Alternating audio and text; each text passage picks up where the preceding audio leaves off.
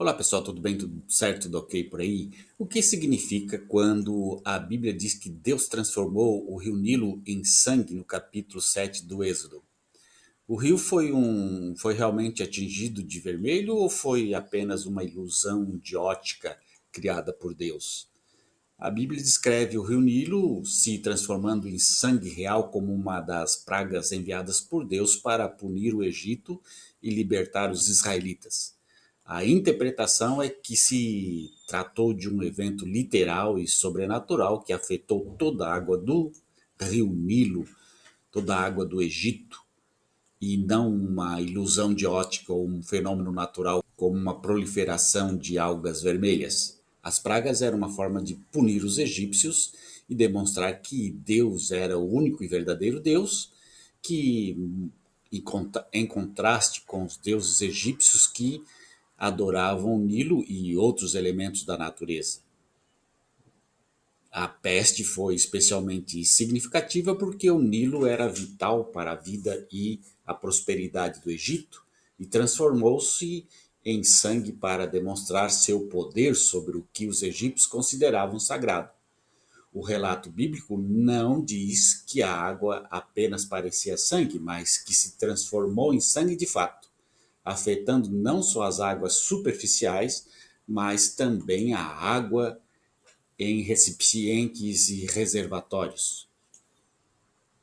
Por que isso não é considerado uma ilusão de ótica ou um fenômeno natural?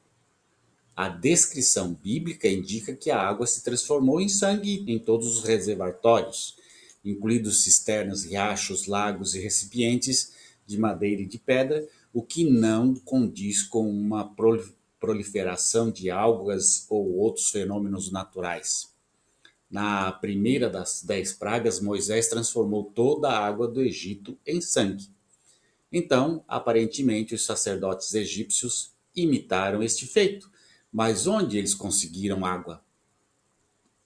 A respeito da primeira praga, Deus disse a Moisés: Diga a Arão: pegue a sua vara e estenda a mão sobre as águas do Egito, sobre os seus rios, sobre os canais do Nilo, sobre os seus lagos de juncos e sobre todos os seus reservatórios, para que se transforme em sangue.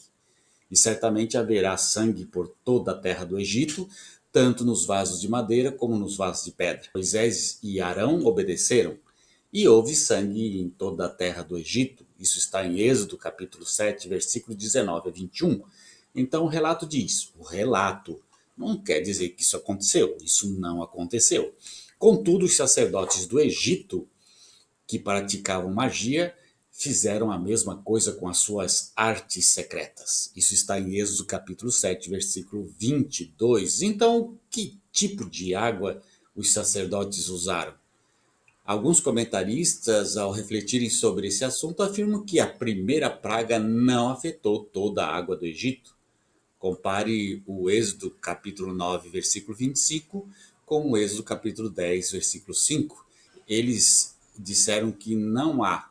Isso significa entender a referência à água em vasos de madeira e vasos de pedra como significado de que toda a água já presente nos recipientes se transformou em sangue.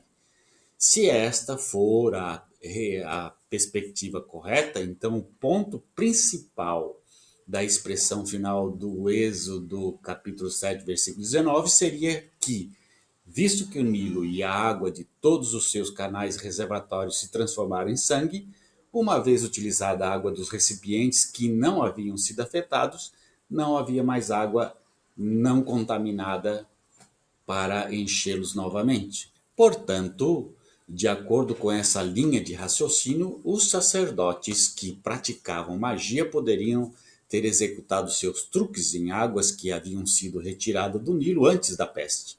No entanto, existe uma outra possibilidade que se alinha com a realidade conhecida. Êxodo 7, capítulo 24, afirma: E todos os egípcios andavam cavando ao redor do rio Nilo em busca de água para beber, porque não podiam beber a água do rio Nilo.